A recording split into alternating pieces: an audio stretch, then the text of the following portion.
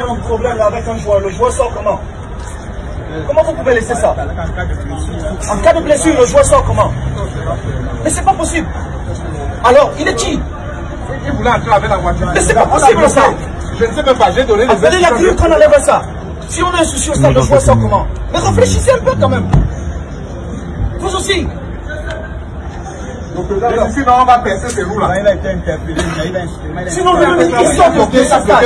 Comment vous faites ça? C'est la joueur qui est blessé, il sort comment? Les gars, réfléchissez aussi un peu. Oui, professeur.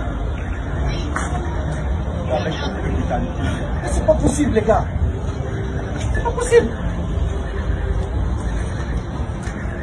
Welcome, président. Fermez la porte. C'est là-bas, tout le monde veut. Tout le monde veut. Voilà, les amis, lorsqu'on a longtemps vécu et travaillé dans la médiocrité, on a du mal à comprendre un certain nombre de choses. Cette vidéo que vous venez d'écouter est devenue virale sur la toile depuis 2 jours. Certains ayant le courage de reprocher à Samuel Eto'o d'avoir parlé, comme vous l'avez écouté parler dans cette vidéo. Donc on reproche à Samuel Eto'o d'avoir sermonné ces agents de sécurité qui ont laissé Pierre Womelin, même si c'est une ancienne gloire du football, garer son véhicule à l'entrée du stade pour bloquer l'accès au stade au mépris des règles de sécurité. Parce que s'il y a une blessure grave, on ne peut pas faire entrer une ambulance parce qu'une ancienne gloire, une certaine ancienne gloire était fâchée parce qu'on ne l'a pas laissé entrer avec son véhicule et a laissé son véhicule à l'entrée. Parce qu'il faut la restituer la réalité. La réalité, c'est quoi? Pierre Womelin a décidé de laisser garer son véhicule à l'entrée du stade pour bloquer l'accès parce qu'on lui a refusé l'accès au stade avec son véhicule comme on a laissé entrer l'ambassadeur itinérant Roger Milla. Donc, du fait qu'on ait permis à Roger Milla d'entrer avec son véhicule et que lui, on le bloque, lui donne le droit de bloquer l'accès au stade, de laisser son véhicule à l'entrée du stade pour bloquer l'entrée au stade et d'aller s'asseoir tranquillement dans les gradins. Les amis, ce n'est qu'en Afrique qu'on peut voir ce genre de comportement parce que tous ces internationaux-là, ces anciennes gloires-là, qui ont évolué partout en Europe, ne peuvent pas faire ça. S'ils sont en Europe, ils ne peuvent pas tenter de faire des choses pareilles. Mais comme c'est au Cameroun, c'est le pays de Samuel Eto'o, il faut tout faire pour vouloir montrer que non, Samuel Eto'o ne fait pas bien son travail. Donc, tout ce qui concourt à salir les mains de Samuel Eto'o est bon pour tout le monde. C'est dommage.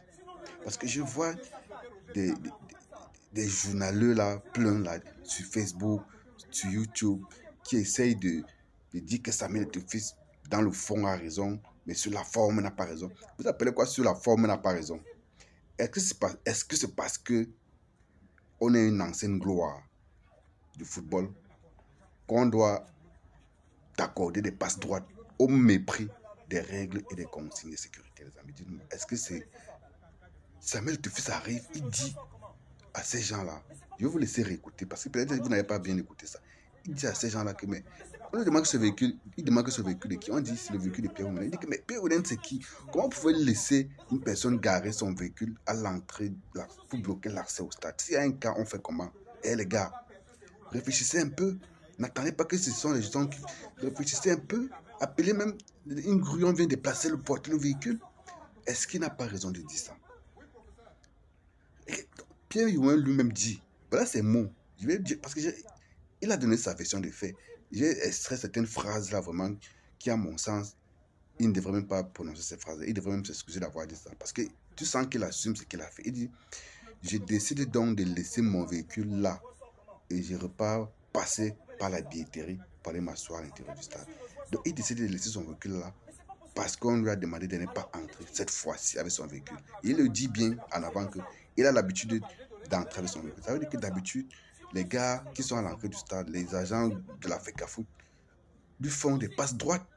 C'est pas parce qu'on a eu l'habitude une ou deux fois de t'accorder certaines faveurs, parce que ce n'est même pas normal qu'on laisse des gens entrer avec leur véhicule dans le stade, à moins que ce soit vraiment des officiels, des autorités reconnues du pays.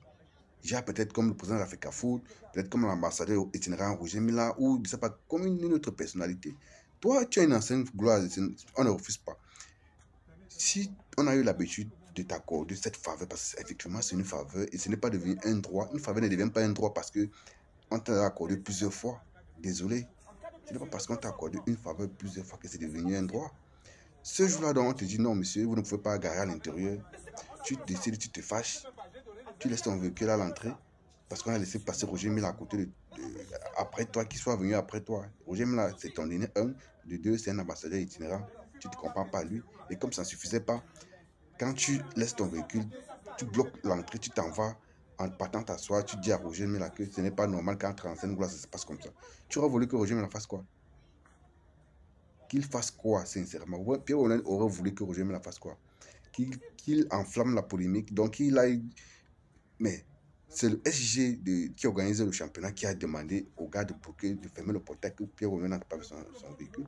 Il aurait voulu que Roger Mila aille supplier ce SG-là ou aille gronder le SG pour que le SG laisse passer Pierre Oulin. Ça avait enflé la polémique. On avait dit que non, Roger Mila est venu... Non, mais on se connaît.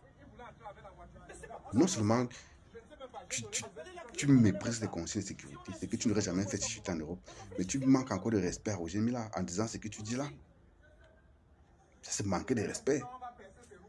Donc, c'est un peu comme si tu exiges d'avoir le même traitement que celui qu'on a réservé à Roger Mila. Pourquoi? Pourquoi? C'est pas normal. Et ce qui est marrant, c'est que je vois plein de journalistes, plein d'écrits, plein d'hiboux qui ne manquent pas de veiller, disent que non, Samuel Etofis, c'est vrai, il fallait qu'on respecte les consignes de sécurité, mais il ne devait pas aller jusqu'à dire que Pierre Wembley, c'est qui.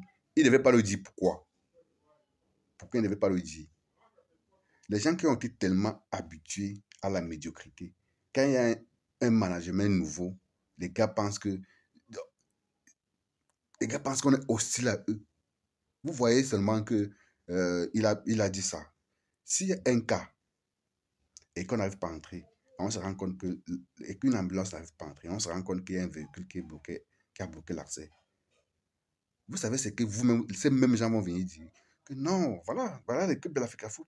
Les gars n'arrivent même pas à organiser le championnat, ils n'arrivent pas à garantir l'accès des stades au point où un joueur peut être décédé parce qu'on avait bloqué. Ce sont les mêmes gens qui vont venir salir Samuel Etofis si il ne fait pas des choses pareilles.